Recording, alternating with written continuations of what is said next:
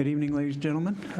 Welcome you to the Development Commission special meeting and public hearings for Issaquah Highlands Retail Site Development Permit, Issaquah Highlands Medical Office Administrative Site Development Permit, and Issaquah Highlands Self-Storage Administrative Site Development Permit. And I appreciate everybody being here. This is a continuation of a meeting that we started on September 26th.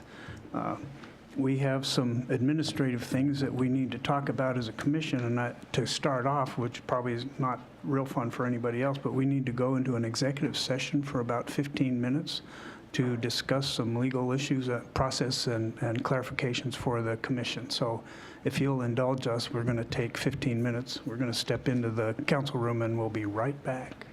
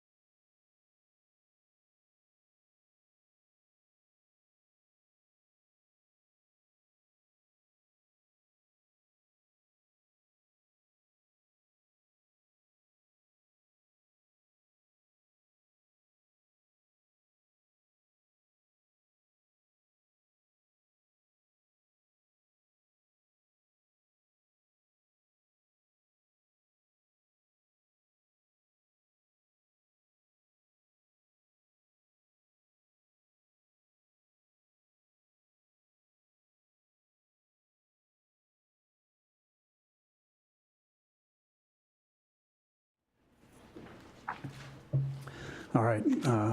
Thank you for that indulgence. We appreciate it. And so I have a question to the applicant. In your October 16th letter, you withdrew your request to stay the proceedings, and I'm asking that you would verify that and make sure that we understand that's the direction that you choose to go. Yes, we are withdrawing the request to stay.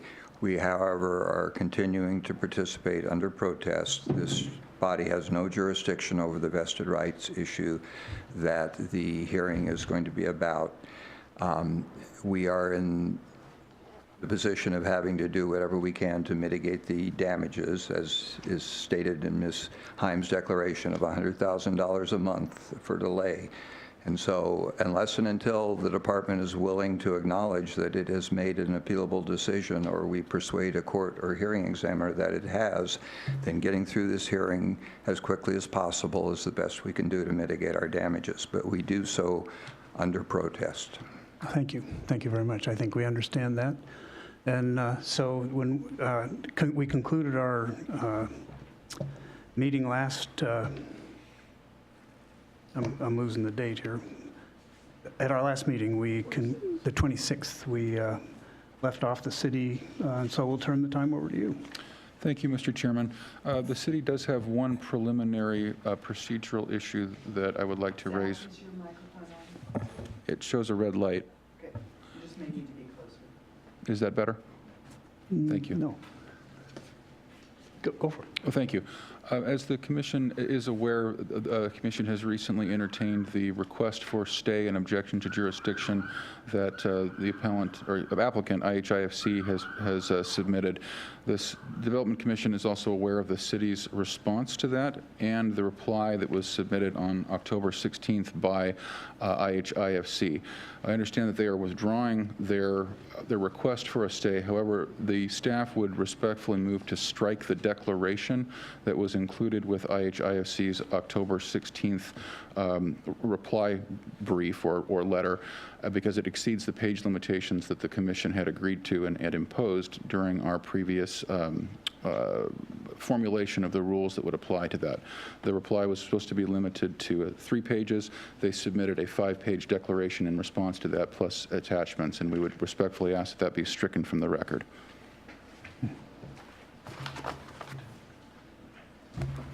May I respond? Please. It's quite common to submit a brief with accompanying attachments, including declarations. I don't think we did anything here that isn't commonplace in court and in all the proceedings that I'm familiar with. Okay, thank you. Where are we? We have a choice. Council, what's your recommendation? As a practical matter, the page limitations on the briefing generally does refer to the argument itself, and when parties do agree to page limits. I would offer as a practical matter, the applicant may be able to submit this in their other presentation of evidence in any regard. So for your consideration with respect to at least how typically it's done in practice, as well as sort of the practical consideration, those would be the 2 things I'd suggest you think about in making that decision. And I apologize, I couldn't hear everything that was said, so if I could just ask that people speak up or get closer to the microphone. Okay. Would you like me to repeat that? I think I got the gist of it. Okay. Thank you. So let me summarize. What you said was that in content, it was consistent with the items being discussed, and so you felt like it was appropriate to be able to include that as part of the record. I understood the party's page limit to reference the argument. I didn't necessarily understand it to limit the number of exhibits that each side would be presenting. However, if you were to decide to exclude those from the record, it's possible that the applicant would be able to submit them in their case in chief when they present their evidence. That probably should be the course of action we take. We probably should deny the inclusion of it in the record and ask the applicant to resubmit it. in their record. Is that right? And that's certainly one path. It gets in, I mean, in all honesty, I think it gets in the record whether we just accept it and deny the request from the city's attorney to strike it, or just be efficient about it and just accept it as part of the submittal. The arguments are within the 3-page limit or the 4-page limit that we set. I think it's a moot point. It ends up in the record. That's my point. I agree. I think we'll just accept it in the record as presented. Thank you. Thank you. In that event, the city would like to recall Mr. Niven for the continuation of his testimony on direct examination. Thank you. And could we either have the witness acknowledge he's still under oath or have the court reporter swear him in again?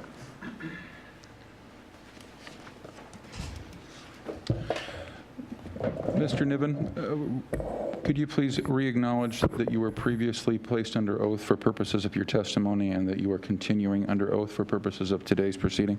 I acknowledge and continue, yes. Thank you. I'd like to start by revisiting one of the answers that you gave during your original testimony. I had asked you on direct examination, in your official interpretation of the Issaquah Municipal Code, does the code contain any provision that would authorize you as the director to issue a standalone, separately appealable determination regarding the vested status of a project application? And I believe you answered, I'm not sure I'm ready to answer that question, or words to that effect. Do you recall that response? I do. Okay. Now that you have hopefully had an opportunity to review the code or collect your thoughts, are you ready to answer that question today? Yeah, so the reason I wasn't ready to answer that last time was, even though we use the code on a daily basis, I don't know the code verbatim, and so I wanted to make sure that what I was going to answer was going to be true. So my answer is no, I do not. Thank you. Approximately how many meetings or telephone communications did you have with IHIFC or its representatives since IHIFC acquired its Issaquah Highlands property? I don't have a number off the top of my head. Multiple correspondence, both in person, so emails, correspondence, phone calls, meetings with Tia Heim, Gary Young, Patrick Mullaney. Could you approximately estimate how many direct meetings and or phone communications you may have had with IHIFC or its representatives? If I had to guess, I would throw 50 out. Thank you. And did you have written communications with IHIFC or its representatives during that period? Sure, yes. Approximately how many written communications do you estimate that you would have had?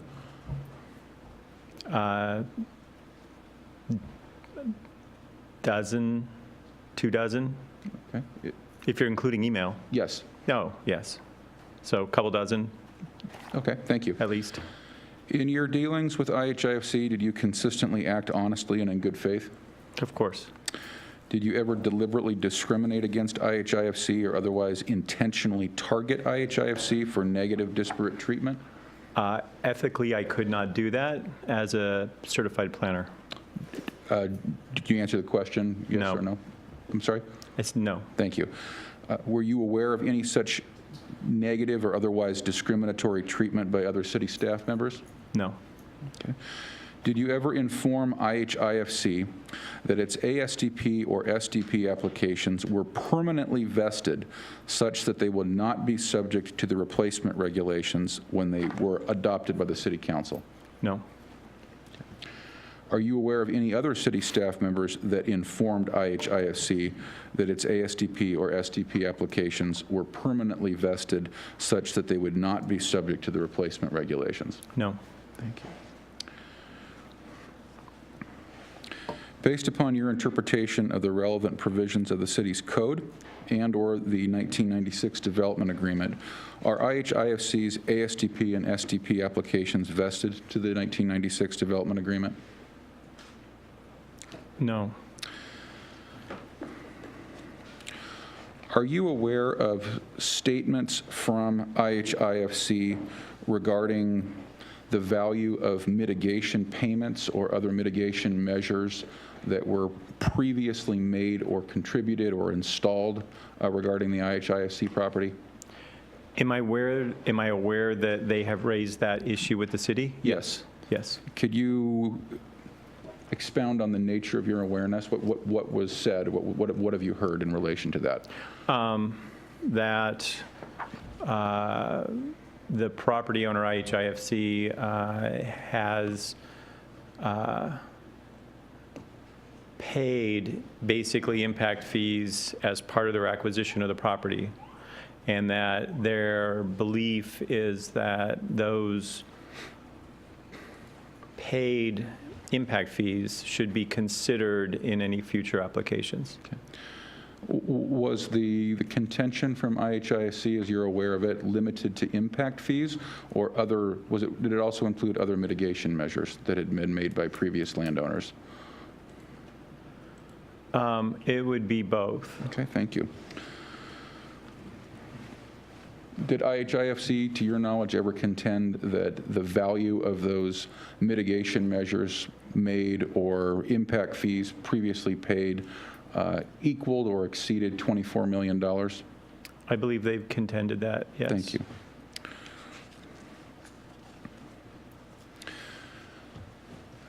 In your experience as the Development Services Director, Mr. Niven, how does the city typically treat previous mitigation measures that were made with respect to a particular project application or in relation to a particular property, excuse me?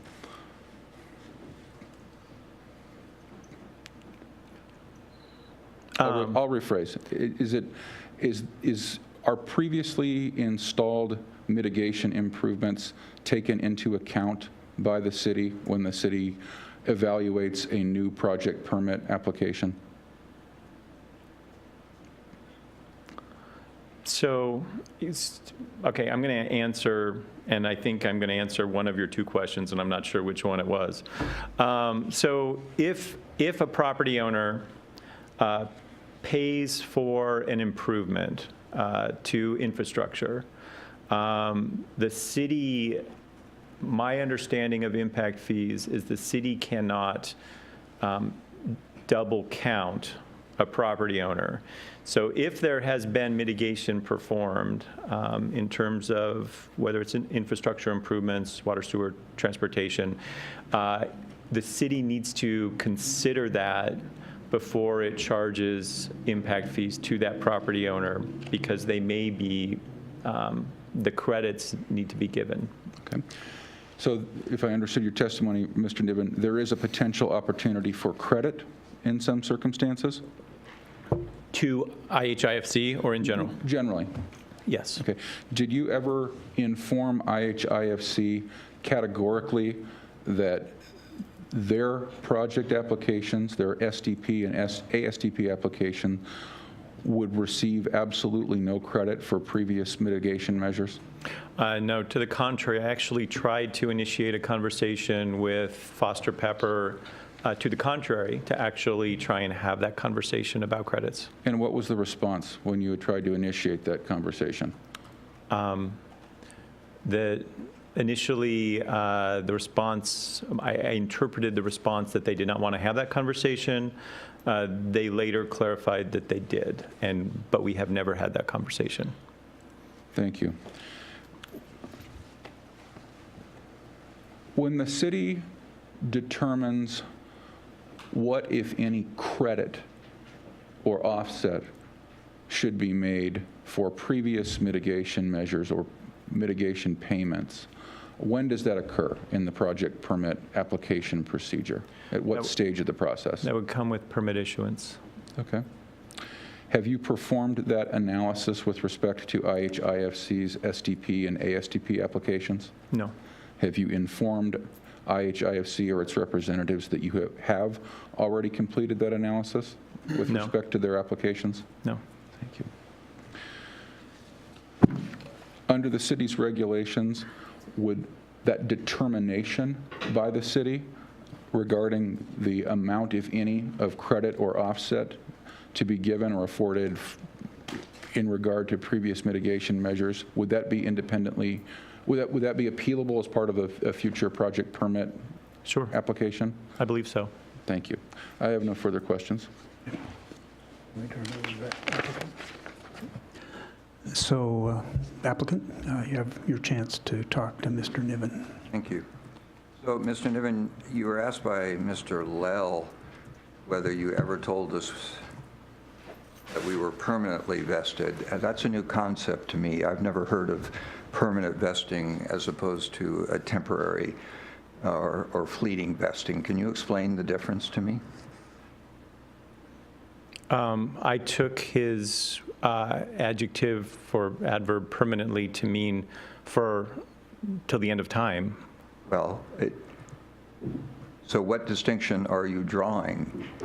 If someone is vested, they get to develop according to the rules they're vested to, right? So if they're vested, they are vested per the terms of city code, and at some point, they may no longer have an active permit, and they may lose their vesting status. Well, we're not talking about a situation where someone no longer has an active permit, are we?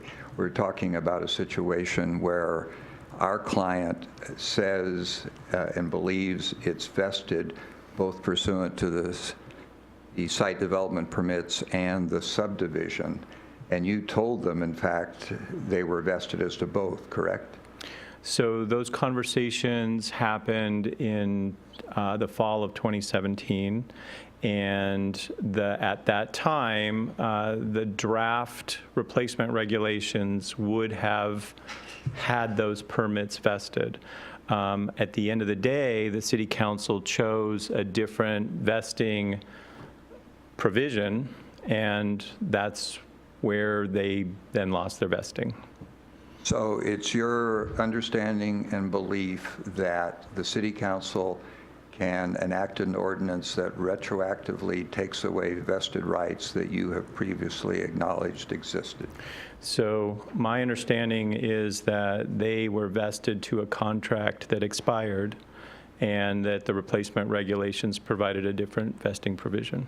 And are you agreeing or disagreeing with what I said? My question was, is it your understanding that the city council can retroactively take away vested rights?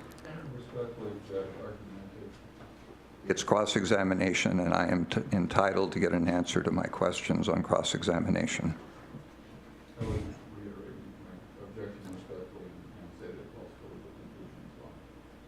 Say that again. And Mr. Lell, excuse me, asked him multiple times for his legal conclusions as the person in charge of these issues.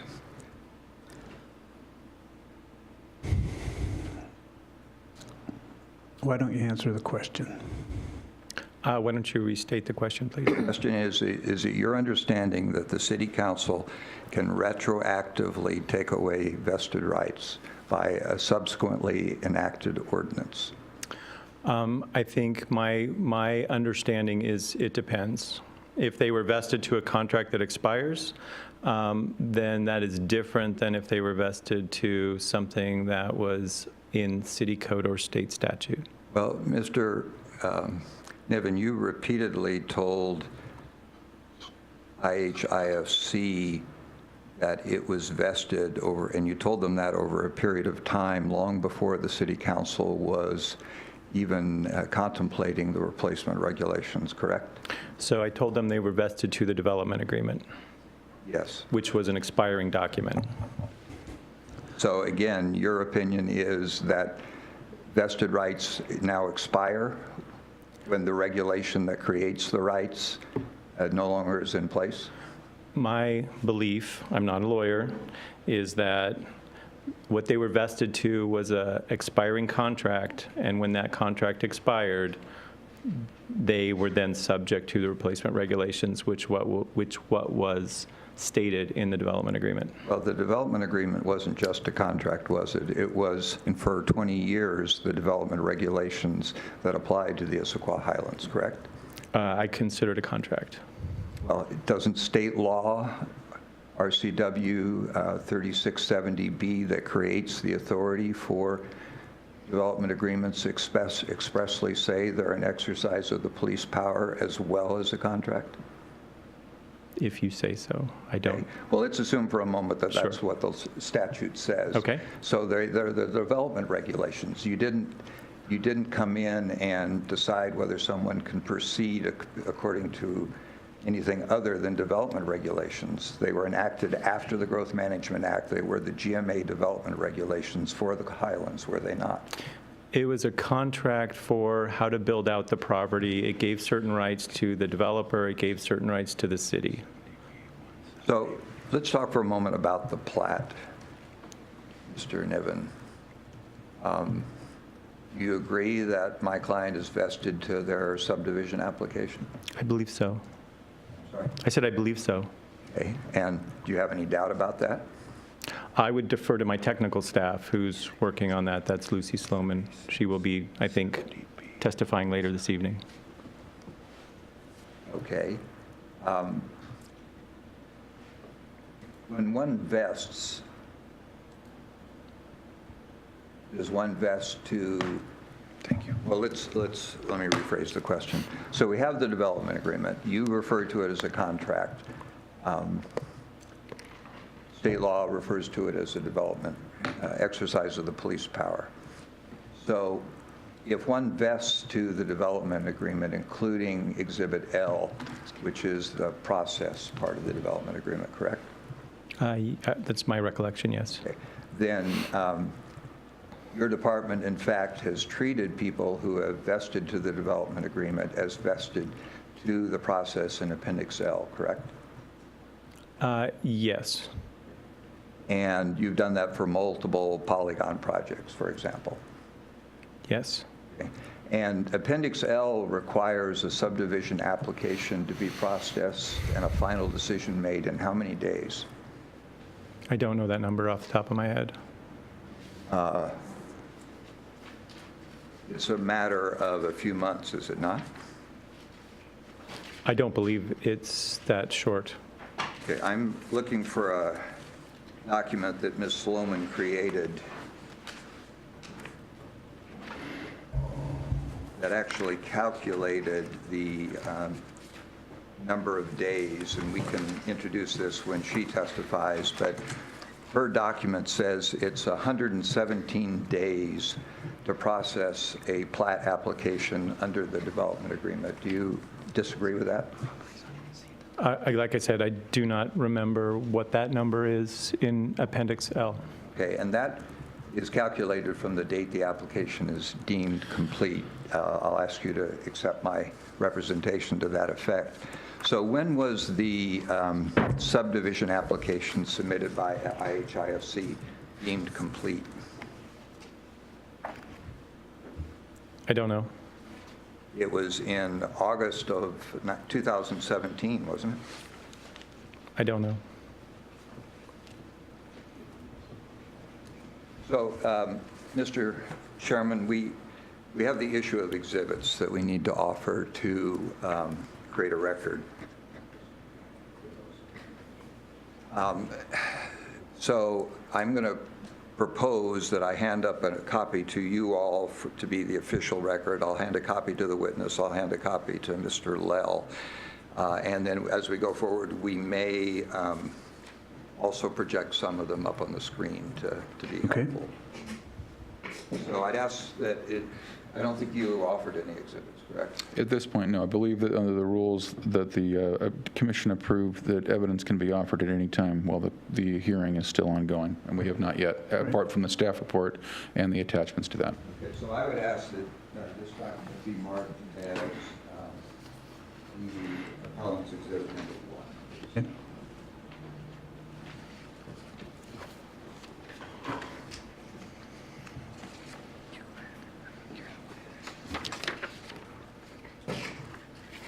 You recognize this document, Mr. Niven? Yes. Is it the notice of application sent out by your department for IHIFC's plat for the entirety of its property? Yes. And what is the date of the application? 1st of August, Of which year? 2017. So that was, what, about 14 months ago? Yes. And when was it deemed complete? The 11th of August. In fact, it wasn't deemed complete until October, was it? I can't answer that question. I don't know. Well, let's assume that it was deemed complete on August 11. Ms. Sloman's memo calculates that under the Appendix L of the development agreement, the last day for making a decision whether to approve or deny that application would have been November 26th of 2017. Do you have any reason to disagree with that? Well, so those timelines are subject to the submittal of information by applicants. So the clock technically stops when it is out for additional information. So I think there's always some flexibility in the schedule because we can't determine how quickly applicants will return requested information. Mr. Niven, my question was, do you have any reason to disagree that November 26th would have been the date that a decision was required under the procedures in the development agreement that you understand my client is vested to? My statement was in response to that is yes, I don't think there's a finite timeline because there is a unmanaged portion of time that an applicant has to respond to questions by staff during staff review. Okay, It is rare that we don't ask for additional information. So what outstanding information has prevented you from making a decision for 14 months on our plat application? So I'm not the staff reviewing that plat application. I would ask that you redirect that question to Ms. Lohman. Okay, you submitted a declaration to the hearing examiner in our appeal to it a while ago, did you not? And here, I'll show you a copy. You don't have to do this from memory. This could be Exhibit 2, please.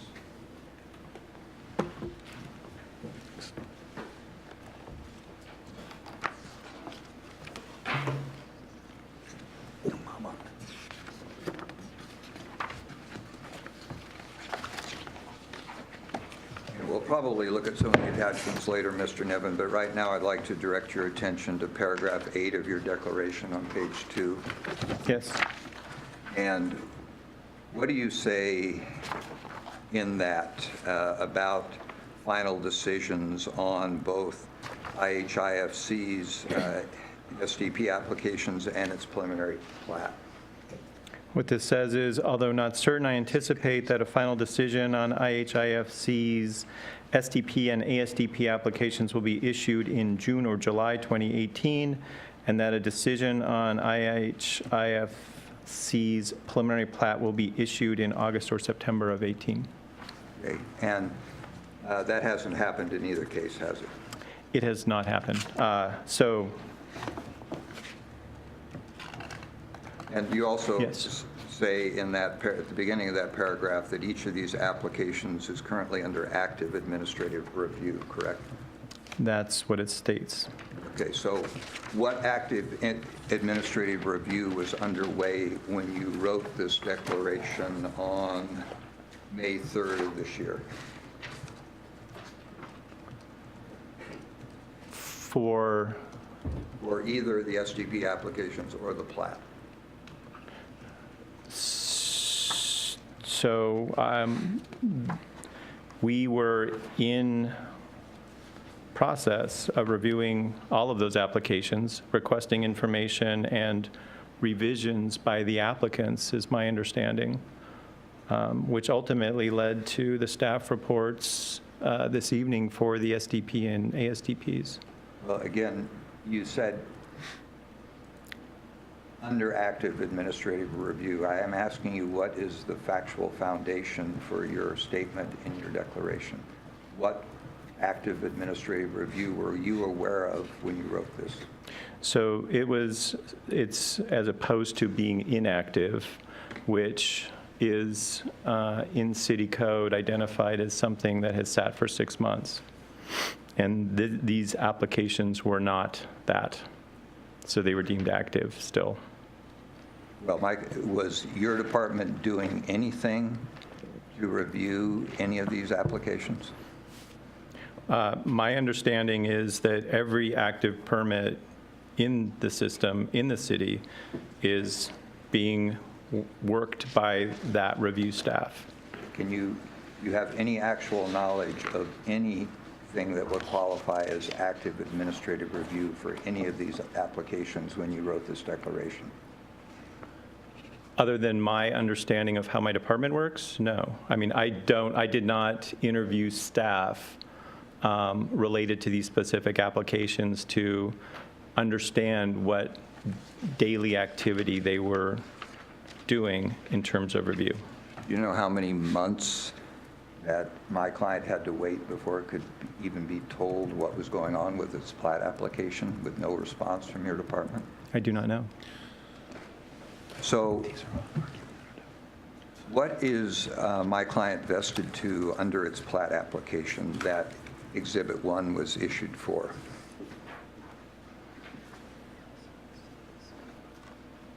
So the plat is not part of, can I ask just a subject question? The plat is not part of the staff reports in front of the commission.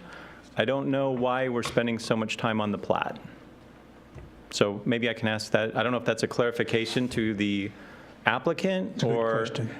I want to know the relevancy of the plat conversation, because the 3 staff reports in front of the commission are not the plat. Right. Good question. Well, it would be a good objection for the attorney to make.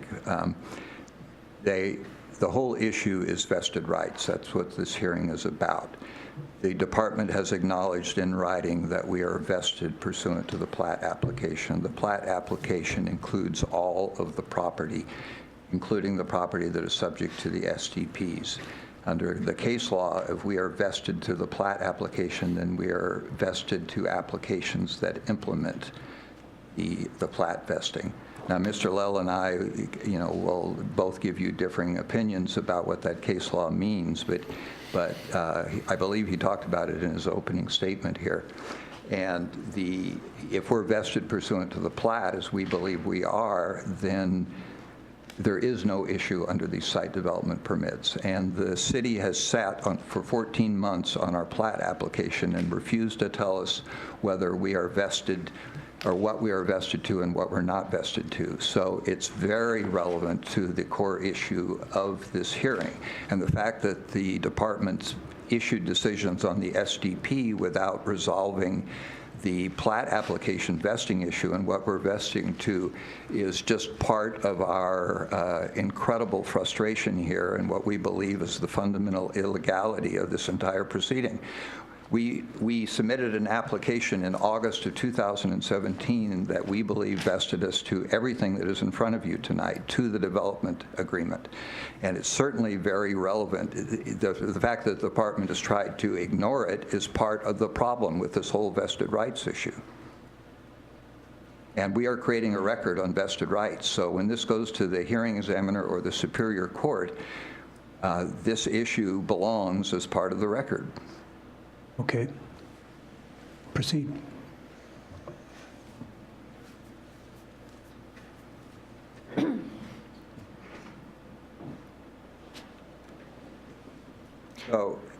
So the question is what is vested by your preliminary plat application? Yes. So I have not had that conversation with my staff. I don't know what has been communicated out to you.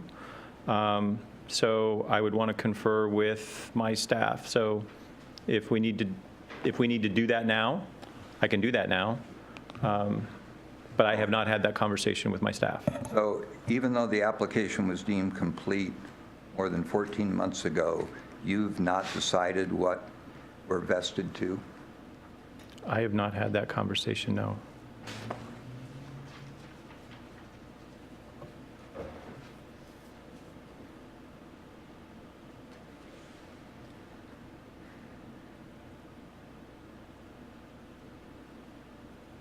If in fact my interpretation of Noble Manor is correct and Mr. Lels is wrong, then we would be vested to the SGP applications pursuant to the plat, would we not?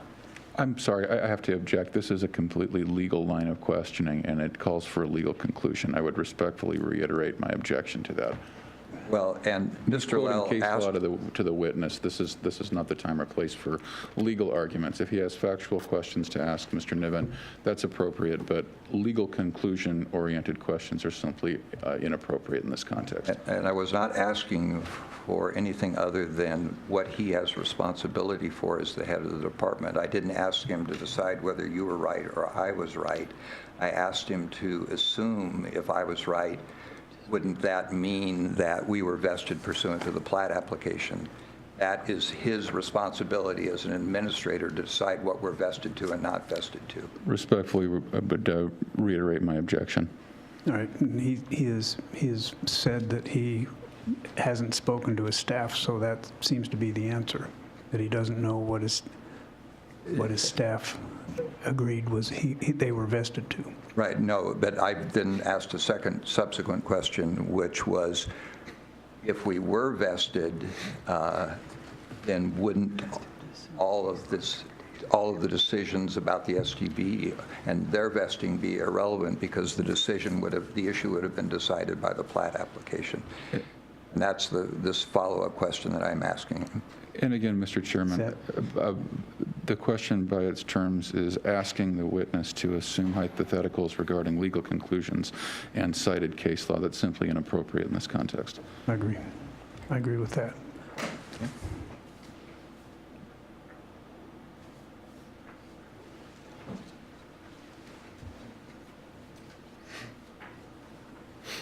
So if I hadn't asked the question tonight, Mr. Niven, when were you going to decide what we're vested to pursuant to the preliminary plat? If the applicant has that question and has asked that question of staff, I would assume staff would provide that answer to the applicant.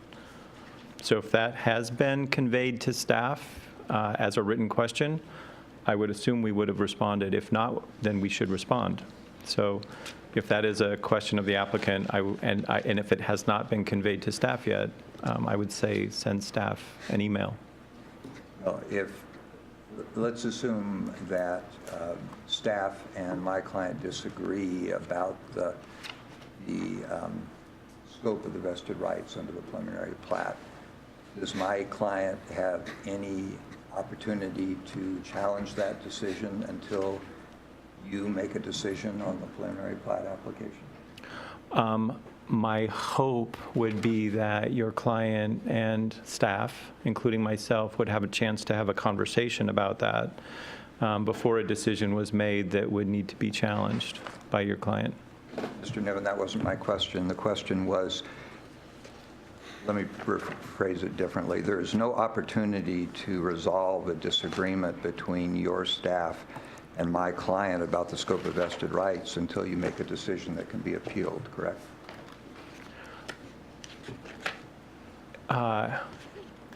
Well, so there's an opportunity to have a conversation. Ultimately, if your client does not agree with the position of the city, then your avenue for relief would be to appeal that decision when that decision gets made. Right, and you've waited 14 months and haven't made a decision yet, correct? I believe that we've asked for information that has not been responded to. And why do you believe that? It's what I think my staff has told me. Do you know what information hasn't been responded to? I do not know the extent of that tonight. So I want to turn to one of the Polygon applications.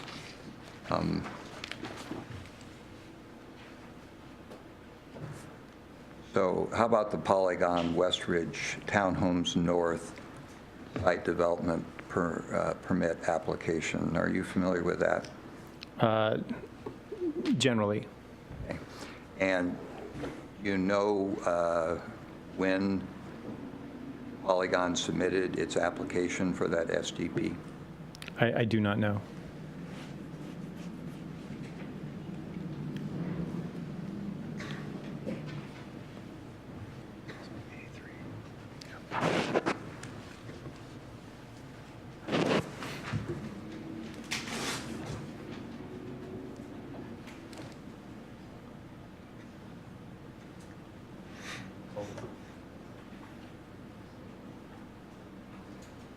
Excuse me just a moment.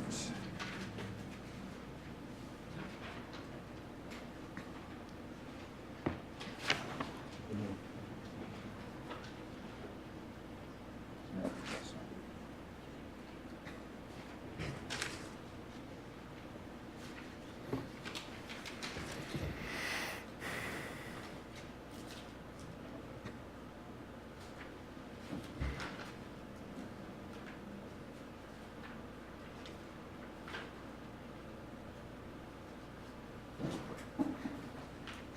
Let's start with this one.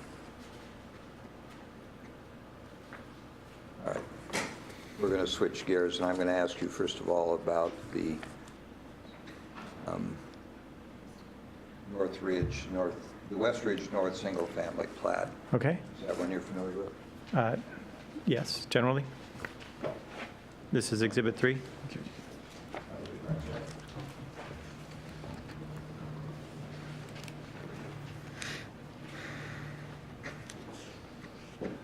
So what was, well, first of all, this is the notice of application for the plat, correct? Correct. And according to this, it was applied for in July of 2017 and deemed complete the same month. Yes. And this was processed under the procedures in the development agreement, including Appendix L, correct? Yes. And is that also the case for the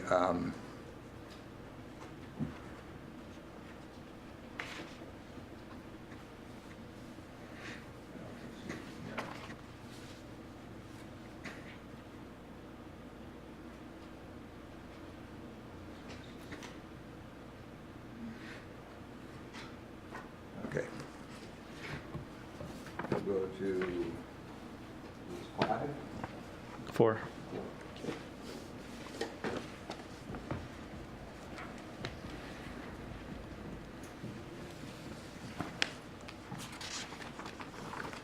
So what I've handed you is Exhibit 4. Can you identify it for us? Yes, this is the recommendation from the Urban Village Development Commission, signed by Mr. Jeff Walker, Chair. Okay, and the Urban Village Development Commission is the entity that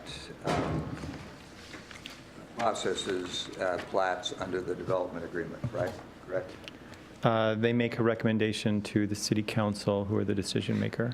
Correct. And if this plat was applied for today, under the replacement regulations adopted in March, it wouldn't go to the UVDC, correct? It would not. Oh, it would. So my staff is saying it would. And the commission recommends to the hearing examiner? Okay, well, we'll come back to that with Ms. Sloman then. But you would agree this was processed pursuant to the procedures in the development agreement? Yes. Okay, and this application was actually submitted after the end of the build-out period, was it not? I don't know, because you didn't give me the notice of application for that. Okay.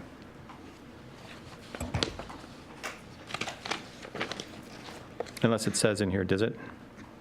No. All right. Okay, we're going to, rather than have everyone wait while I look through these documents. I'm going to represent to you, and we'll find the document later, Mr. Niven, that Polygon's West Ridge Townhomes North SDP application was submitted in October of 2017, actually submitted October 20, 2017, and deemed complete on October 30. So I'd like you to accept that representation as being accurate. And then it was approved by the UBDC under the procedures and the standards in the development agreement on May 10th. So can you explain to me, do you know why Polygon's application for a site development permit that was submitted during the same period of time as my clients, by that I mean after the end of the build-out period but before termination of the development agreement, why it was vested to both the substance and the procedures in the development agreement? My understanding is that Polygon executed a separate development agreement with the city council for the inclusion of 100 TDRs onto their property. It also created an affordable housing obligation that Polygon had to fulfill as part of build-out of their properties. Okay, so I'm going to hand you what I think is now Exhibit 5. Yes. Yeah, I think so.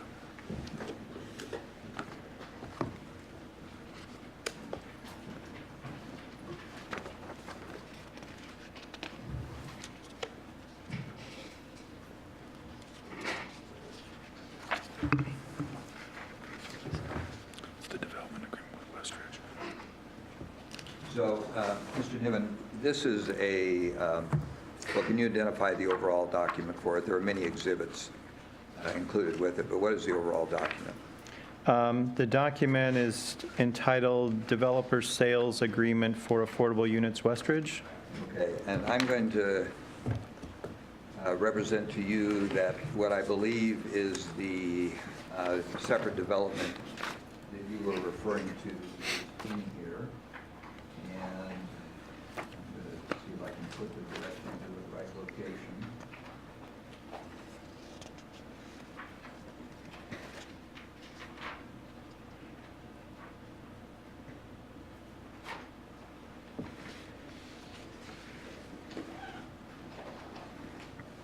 Okay, so it is,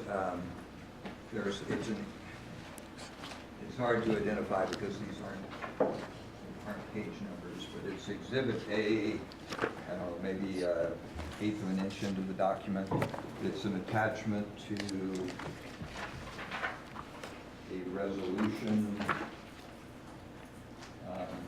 resolution number 2017-10, which is Okay. It's page 5, maybe, of the ordinance? It's page 5 of the resolution. yes. Okay. Have you found that? I have. So, is this the development agreement that you're referring to? As creating vested rights for the Polygon application?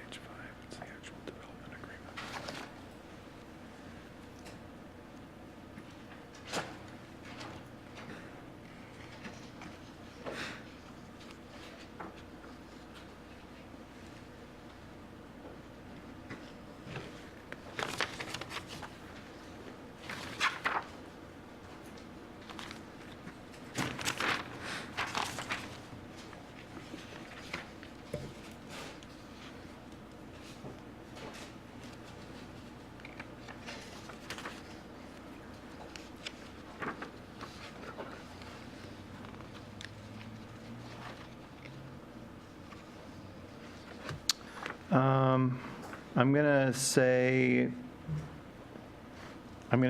no.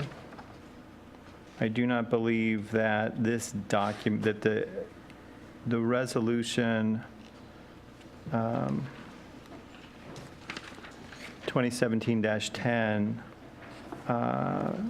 provides additional vesting provisions for Polygon. I will need to look through these documents a little bit further before I'm ready to say which document did, but I do not believe it's that resolution. Well, it's not the resolution. It's the development agreement that is Exhibit A to the resolution. You referred to a development agreement, not a resolution.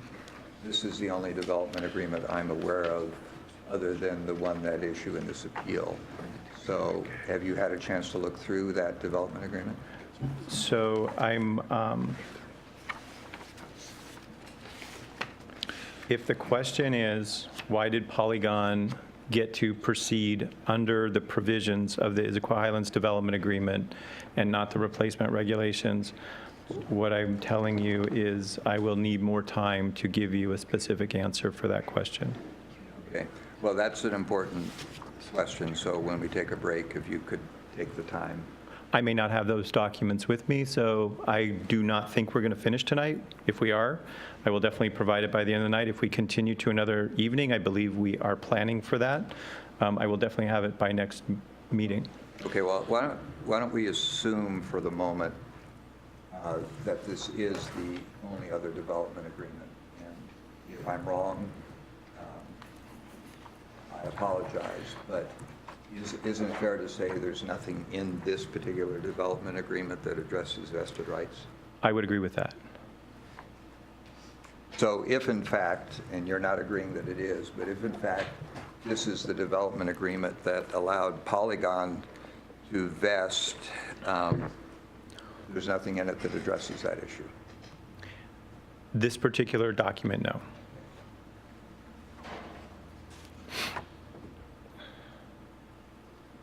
Mr. Snyder, it would help if, in the future, if you cite some specific things, if you could read that text for us, the specific text that you want us to read, as opposed to having us look for it, that would help.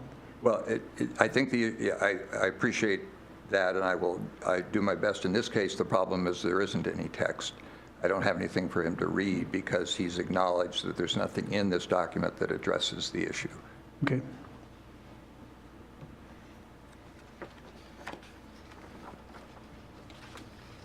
So,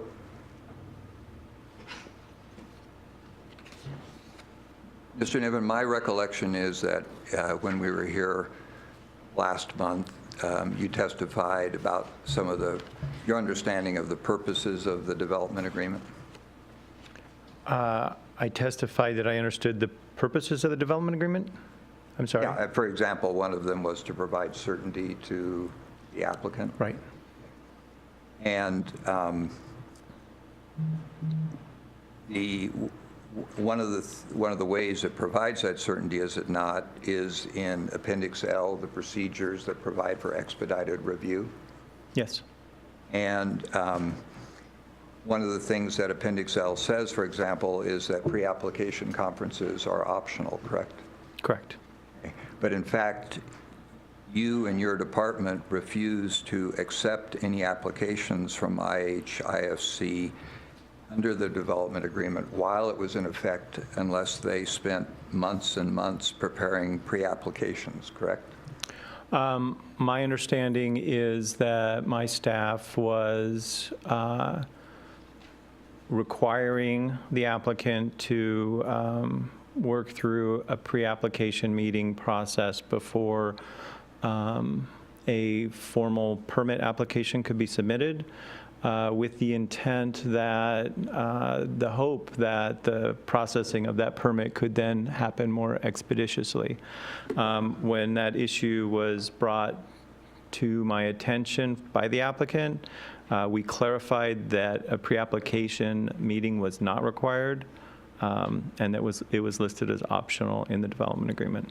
But in fact, you continued to require the pre-applications, did you not? I do not believe so. you said that you told the applicant they were optional. How and when did you do that? That was in email, I believe, to Ms. Heim. I do not remember what the date is.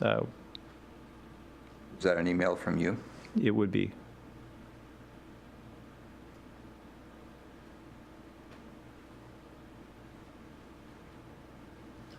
Can we go back for a moment to the notice of application for IHIFC's plat, which is Exhibit 1?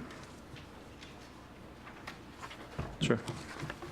I want to direct your attention to page 2 of that document.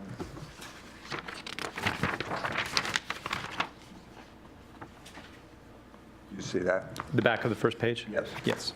And what do we see there?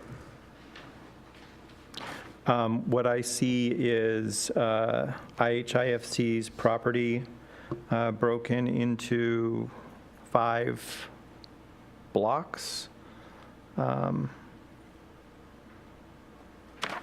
Street extensions and buildings, building footprints. We see building footprints, do we not? I see building footprints.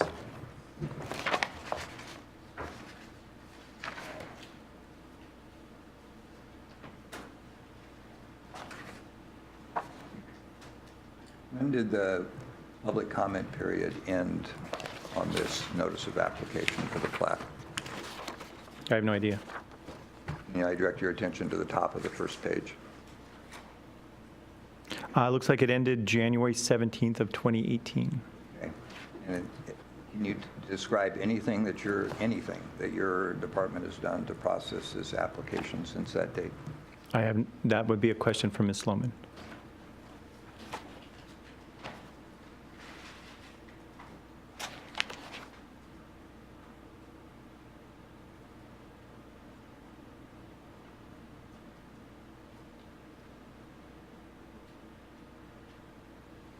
So Mr. Lell asked you questions about mitigation.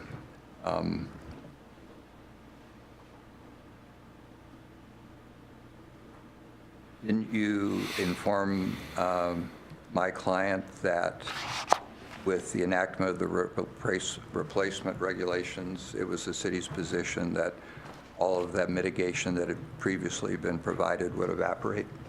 I think to the contrary. I actually think we tried to have a conversation about credits, whether there would be any. So you didn't use the word evaporate to describe what would happen to the previous mitigation? Not that I'm aware. And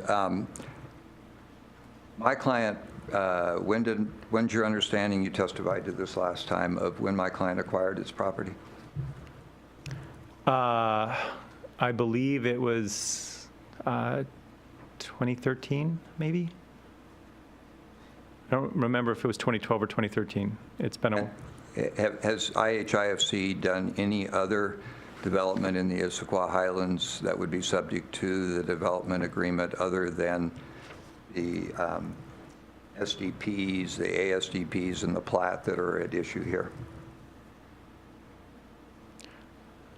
Can you restate your question? Yeah, the question was, has my client developed any other projects, or are the ones that are at issue in this hearing the only ones that you're aware of that they've developed in the Highlands?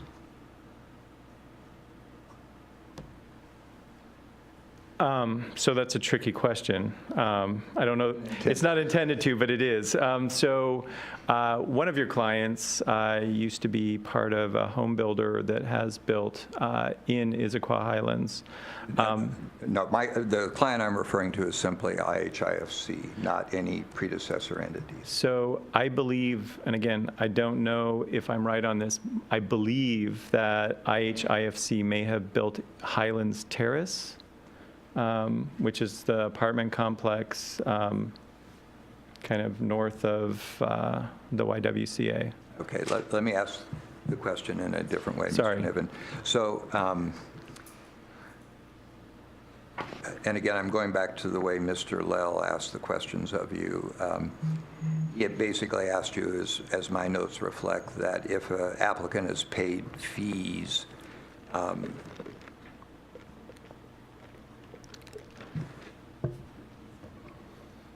has paid fees, then you wouldn't make them pay again. Is that a fair summary of what you were saying? So, that's not a open-ended yes. You got to pass for life. Part of the conversation, what makes it complicated potentially for your client is there has to be at least some consideration over the aging of any of the infrastructure that may have been credited towards their property. So for example, let's assume that a property owner put in a water line, and that was 20 years ago, and then sat on the property. That water line has been in service for 20 years. The city has maintained that water line for 20 years. At some point, the value of that infrastructure improvement has depreciated. And so I think that is part of the conversation, why this is maybe a more complicated conversation than just they bought the property and the previous property owner paid $25 million in mitigation and impact fees, and therefore they should get $25 million of credit. I think it's a little bit more complicated than that. Well, I'm not quite sure what question you are answering, Mr. Niven, with those comments, but... I thought I was answering your question. If I missed it, sorry. So let me approach it from yet a different angle. Okay. So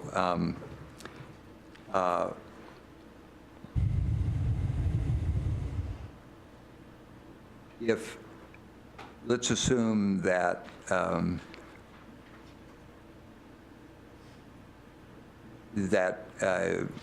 the moment that you're correct, that my client is not vested. They have to do their applications under the replacement regulations.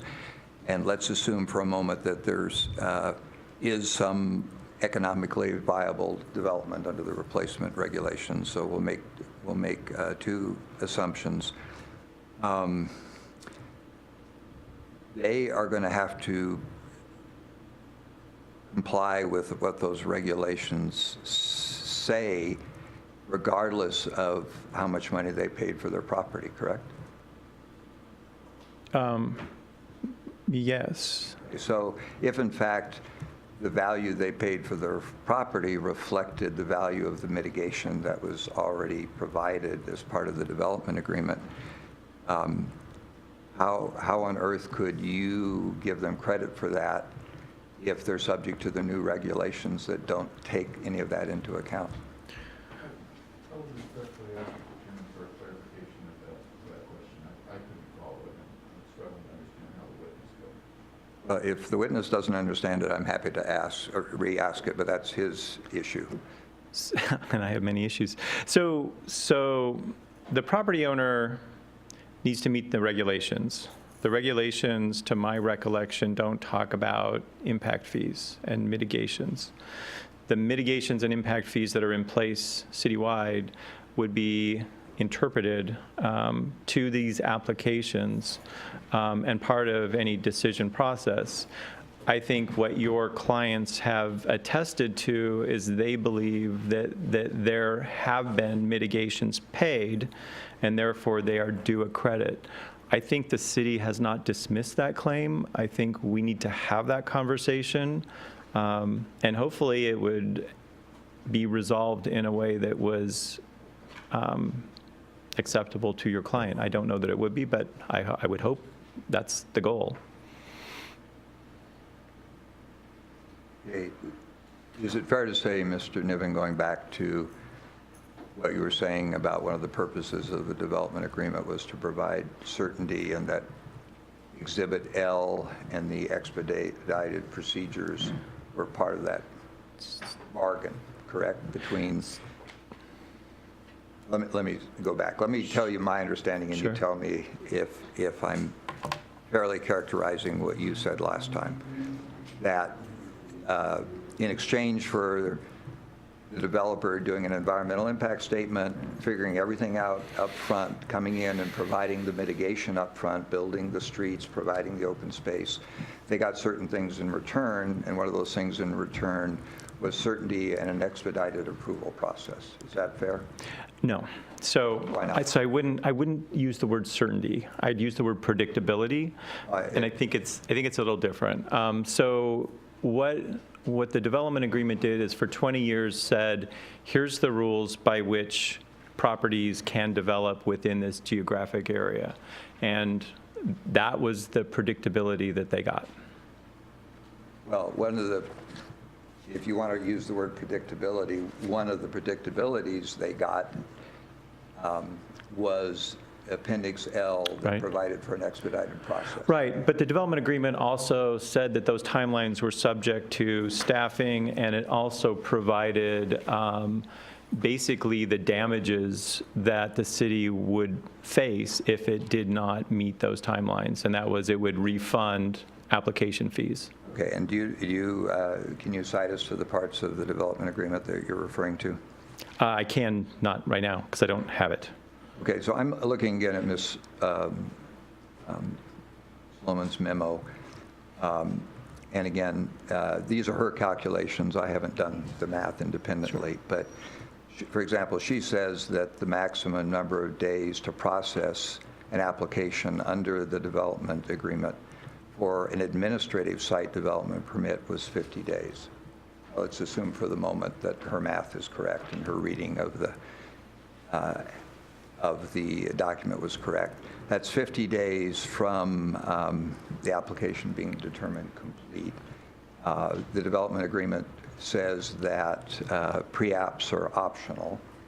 So isn't it fair to say with the 3 administrative site development permits that are at issue this evening, you required pre-apps and the 50 days expired last year?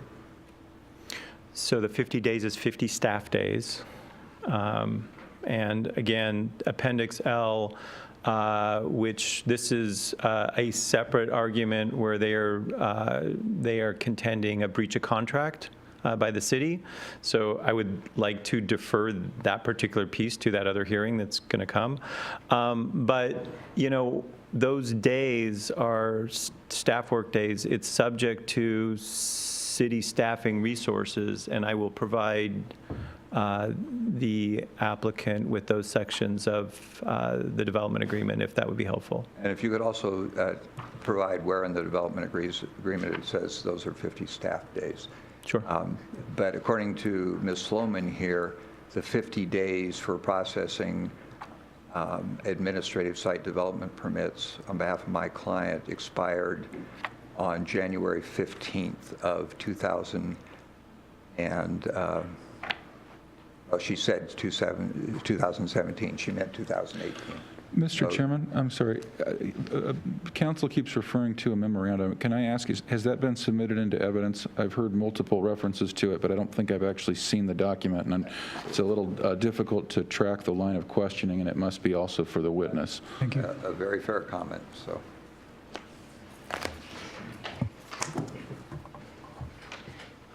Six.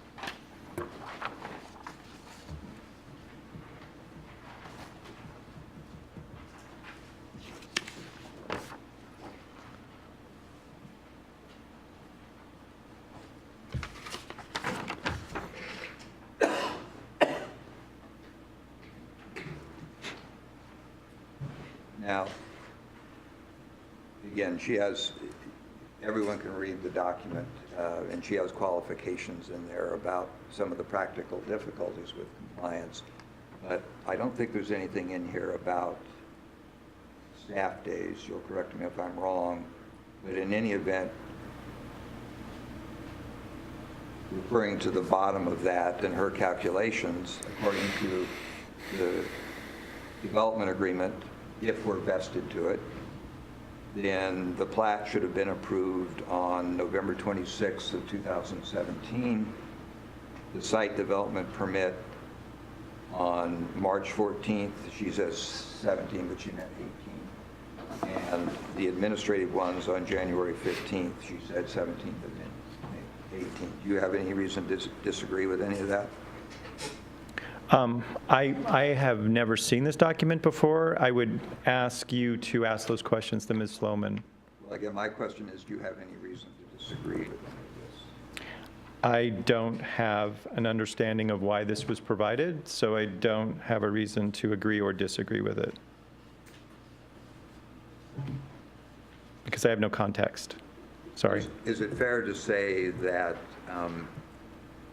if my client is vested to the development agreement, that your department is many months, and in the case of the plat, more than a year late in making a decision? Objection asked and answered. Actually, I think the commission itself has ruled that's improper to the previous question, earlier line of questioning. I'm sorry, I couldn't hear the objection. Objections, that question has already been asked and I believe ruled improper. They can't hear you. I believe that the question has already been asked, and I believe that the commission has indicated that it's improper.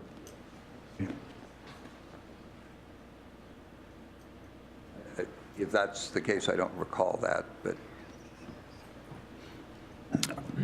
Nor do I, so I need, It was the beginning, the early part of Mr. Keith's, or Mr. Niven's testimony, and I would respectfully object to it again here for the same reason. I think the question's already been answered. yeah, right. No, I meant just now, but, okay.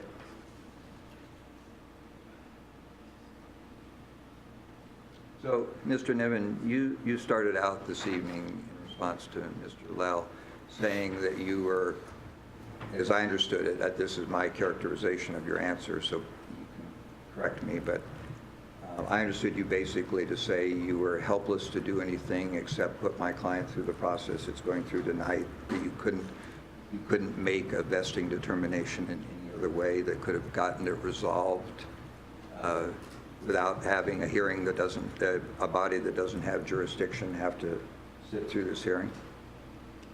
Is that your opinion?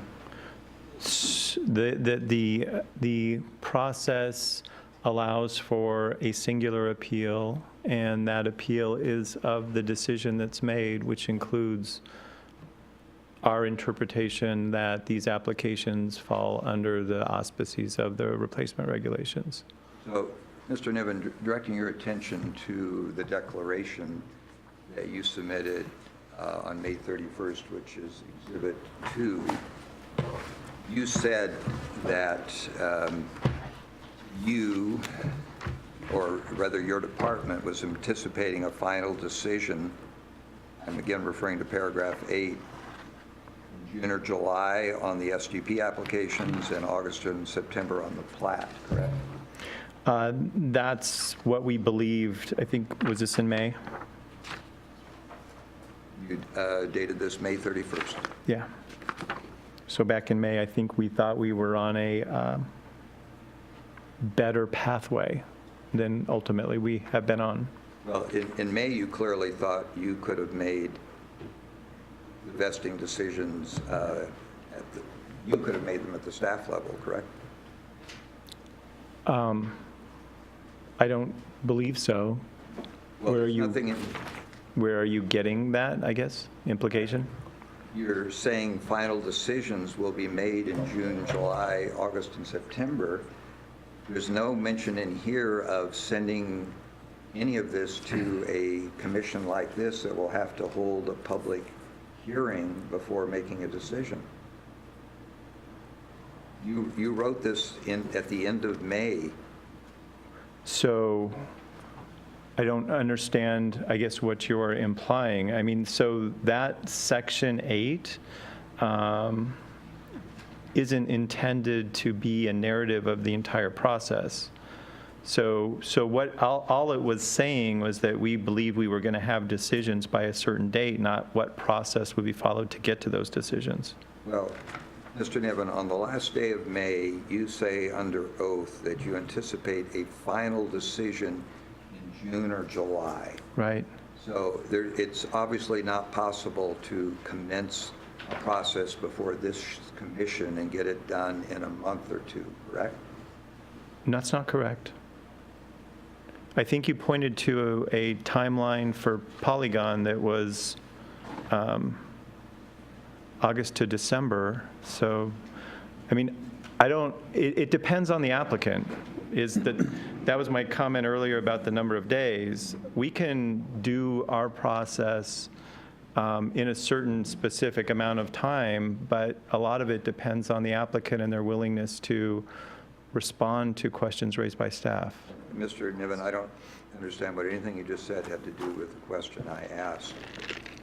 How is it possible, let me approach it a different way. On the last day of May, you anticipated not just as a decision, a final decision on the applications. On the applications, not just on the vesting issue. Are you saying that you were going to send these applications to the Development Commission when you wrote this declaration? As what I believed when this declaration was written is that we believed we were almost completed with our review of the applications. And you were going to make final decisions, your department, correct? It does not say that. Well, what else could it possibly mean? What This- other process were you contemplating on May 31st? So SDPs and ASDPs had different processes in the development agreement. Agreed? So there would not be a singular process even under the development agreement. Or am I missing your question again? Well, whoever is the decision maker can decide whether that was a responsive answer or not. The point is, Mr. Niven, you correct me if I'm wrong, that when you wrote this, your department was going to make a final decision on all the applications by the date stated, correct? That's what we believed. In May, that we would be done in June or July and September. Okay, so in May, under oath, you believe that the process was an administrative process, at least for the SDP and ASDP applications, and presumably you were going to send the preliminary plat to the city council, or what? How are you possibly going to make a final decision on the preliminary plat within this time frame? So May to September is plenty of months to get a plat through commission and through the council. And so why hasn't that happened? I can't answer that question. I'm not doing the permit review. And it's also plenty of time to make final decisions on the SDP and ASDP applications, is it not? I believe it was a reasonable expectation in May that we would be done by these dates. And when did you first decide that these applications had to go to this development commission? So that was realized when the replacement regulations were adopted, That was in March. right? At the end of May, there's nothing in here about sending anything to the development commission. Like I said, this is not about process. This is about an expectation for decisions. So, Mr. Niven, we're now in the second month of a process that we were informed would start in August. It's now a lot later than August, and we're a long ways from a decision. So are you saying that when you wrote this in May, you were going to send these applications to the Development Commission because you made that decision back in March? Yes?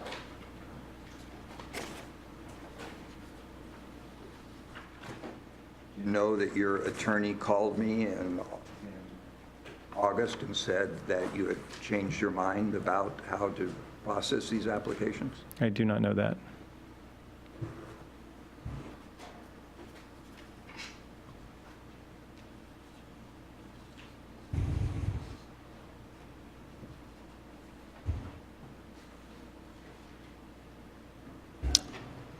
So with this pause, it seems like we've been going for a fairly long period of time. I think it would be appropriate if councils agree that we take a 5-minute break and get everybody a chance to stand up and get blood flowing again. Is that acceptable?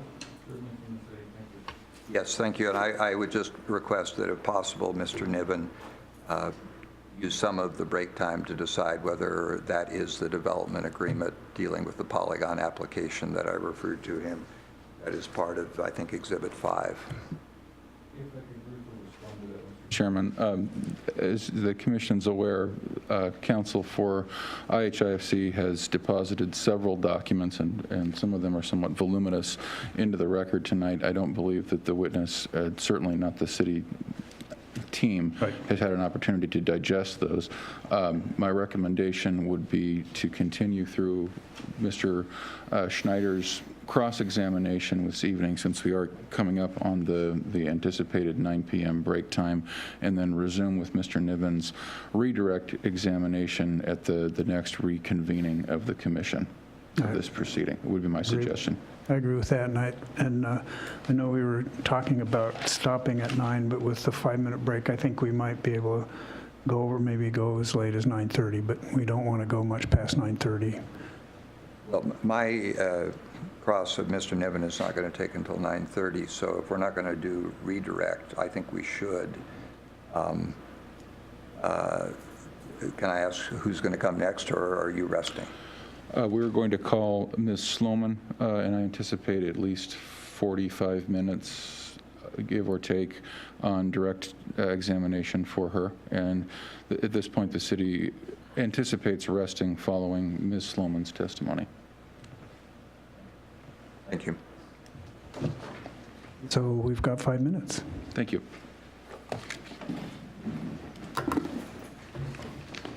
Sounds like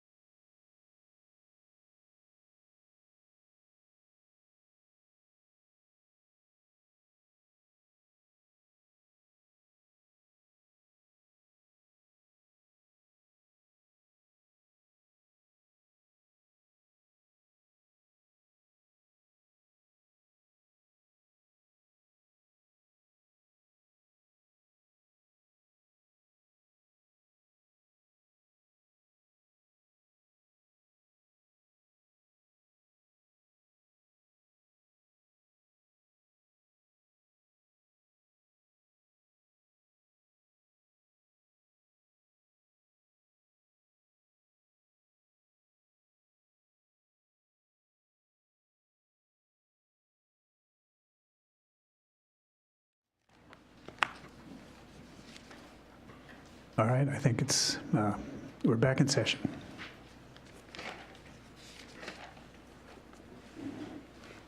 Mr. Niven, I want to ask you about the West Ridge Block 4 Affordable Housing Project. I think this is exhibit 6. No, we've already got 6. Which one is 6? Oh, that was that. Yeah. This would be 7. Thank you.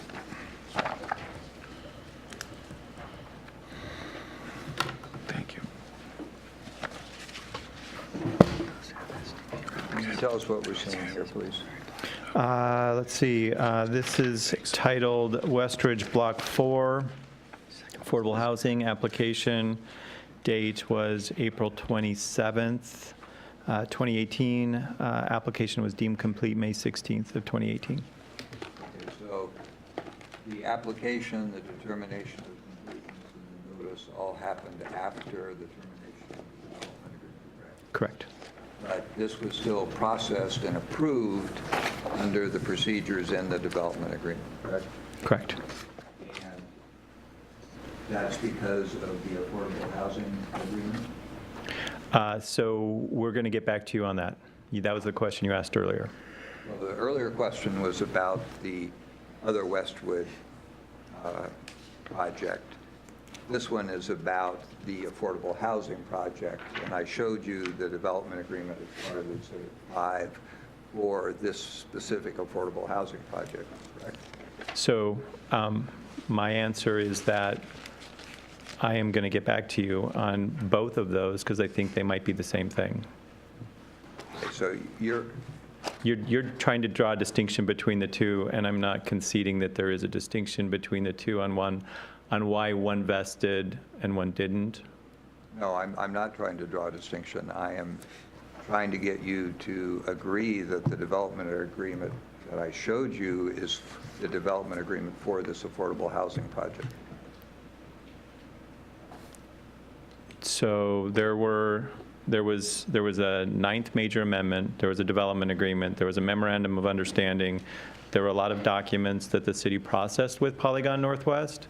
And what I'm saying is I want some time to look through those before I answer the questions that you keep going back to related to their property. And is it fair to say that as you sit here this afternoon or this evening, you're not aware of any development agreements other than the Issaquah Highlands development agreement and the development agreement for the affordable housing project for Polygon that have anything to do with any of these applications? If you're specifically asking about development agreements, the answer is no. I'm sorry, the answer is no. I'm not aware of any others. So if in fact the city's records reflect that Polygon was vested to the development agreement, even though it applied after the development agreement expired, and the basis for that was the affordable housing development agreement, which you've already said doesn't have anything in it about vesting. Can you explain that? I'm not wanting to talk about any of those documents this evening. You can keep asking. I'm going to keep saying I'm not going to talk about it. Okay.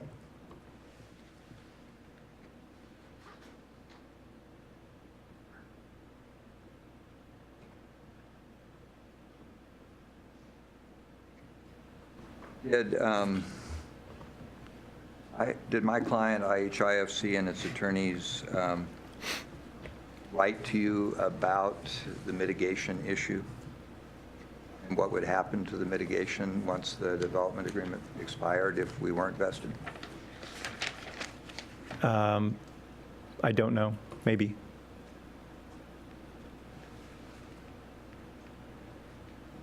You don't remember any written communications on that issue? I don't know. So, as I mentioned earlier, I initiated a conversation about credits. There were correspondence back. If those are what you're referring to, then yes, I do remember those. If there were others that you were alluding to, I'm not sure I recall them at this moment. We're almost done, Mr. Niven. Just give me a moment.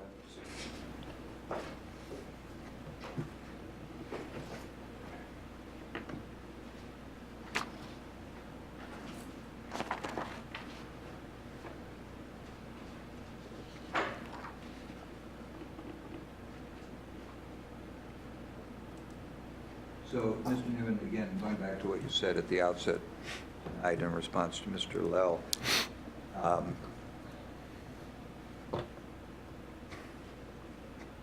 is it your belief that you have no authority to make an administrative vesting determination under the city's regulations? I think we answered that already. Well, let me ask it a different way. Sure. Why isn't deciding which code applies a code interpretation? So,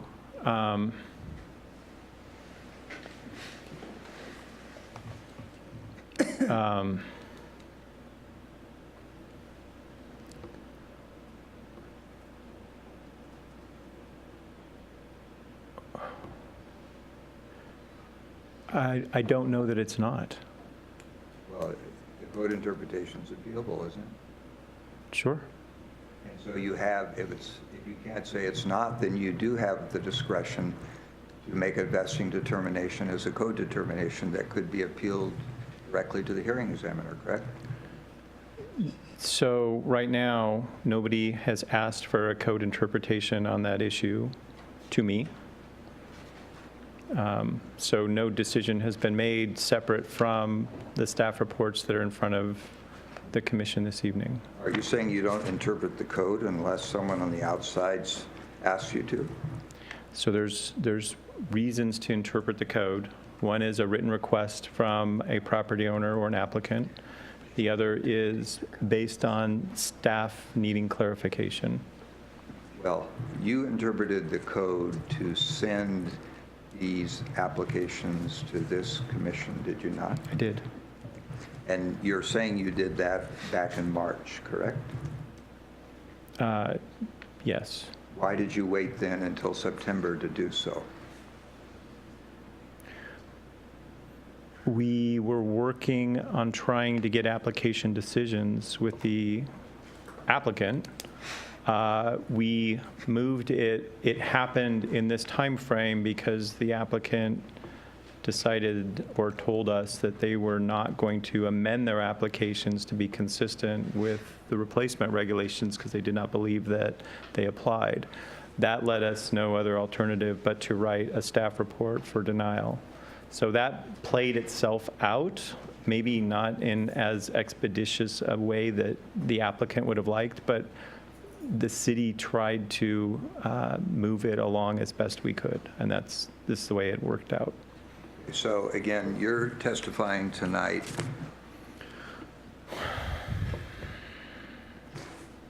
that it took you from March until September to send this issue to the Development Commission, even though you had interpreted the code in March that it had to come here. And you're saying that's because the applicant wouldn't agree to amend its application and thereby give up its claim to vested rights? So any question about processing of these permit applications should be directed to Ms. Sloman, because I was not doing that staff work, she was. So if You're the one who made the code interpretation in March, correct? Right. And you decided in an April letter that we weren't vested, correct? There was a letter, if it was April, I will give you Yes, that. April 4th, saying you're not vested. Okay? And now it's what, October, almost November? And that issue is finally in front of this commission? Why did it take you from April until September to make a decision that could be appealed to a body without jurisdiction over the issue? Again, you're asking a question of why did it take that long to draft the staff reports for denial. I would ask that you ask Ms. Sloman that question.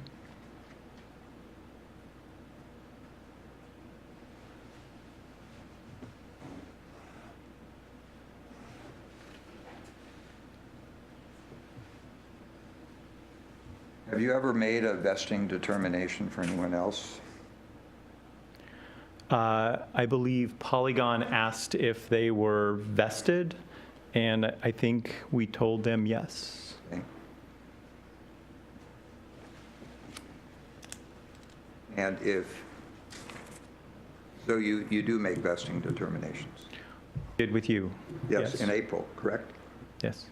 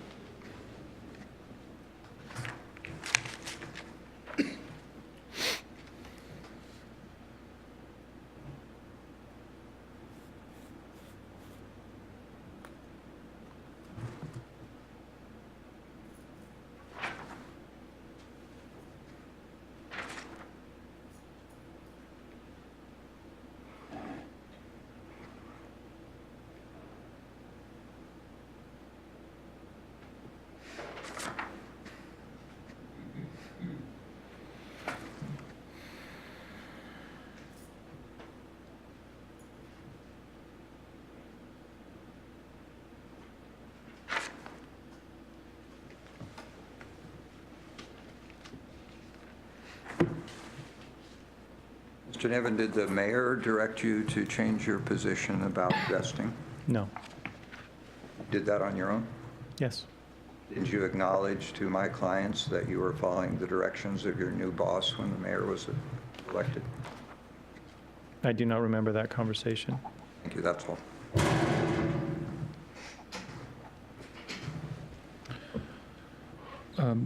If it please the commission, as I indicated previously, because of the numerous documents that were submitted into evidence this evening, many of which we haven't seen before, I would respectfully request that the hearing be continued until a future date, and we continue with our redirect with Mr. Niven at that point. Okay. I would just point out that the documents he's saying he hasn't seen are the city's own documents that we've obtained from the city. So I understand that Mr. Niven needs time to look at the documents for the vesting issue, but that's not a reason to continue the hearing. I assume we're going to proceed with Ms. Sloman at this point. Council said that he thought he needed 45 minutes, and I think that probably would exceed the time that we wanted to extend this. Well, then can I express our frustration that this hearing is being scheduled for 2 hours a month, and my client is paying $100,000 a month in carrying costs, and there's no effort on anyone's part to expedite this and allow us more than 2 hours a month. At this rate, it's going to be well into next year before we're done. And there's no reason for that as far as I can see, except unwillingness to get this resolved in a timely and fair manner. If I could, Mr. Chairman, I would repudiate any suggestion that staff is deliberately attempting to delay these proceedings. We have just as much interest as the applicant in trying to obtain an efficient end to this process. I would defer to the commission on whatever scheduling constraints that you might have, but the staff is very much willing and able to proceed in a more expeditious fashion if the commission can make time to do that. But we're also very conscious and sensitive to the fact that you're all volunteer members and that you're doing this on off hours. So with that constraint, we're very happy to have multiple days, longer sessions, whatever the commission's preference is.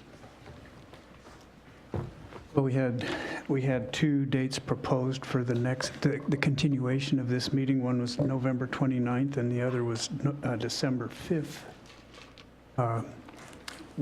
We're available for either, the commission is available for either of those dates, and we're willing to let the council decide which would be most appropriate for them. Oh, I would request both. The city has no objection to both as well. we were available for both, so I think that we're willing to do that. I probably also willing to extend the time. It's just, we can go longer if we need to. But we're going to be transitioning now. So why don't we adjourn for tonight and start again on the 29th? And we'll have the 29th scheduled and the 29th of November and the 5th of December. If the commission is willing to extend the hours, would there be any willingness or availability to start at 6:30 instead of 7 to give us a little more time? Staff has no objection. Again, I would have to defer to I can do it. the commission. Yeah, I believe both those meetings were already scheduled for 7 to 10, is that correct? I don't believe they've been noticed yet, so my understanding, we could probably start at 6:30 as long as we can Sure. convene. You're available. No, we're agreeable to that, 6:30 to 10, if that's the, Thank you. That would be very helpful. okay? May I ask a question of council? Absolutely. Mr. Schneider, how long do you anticipate your case in chief lasting, just for scheduling purposes?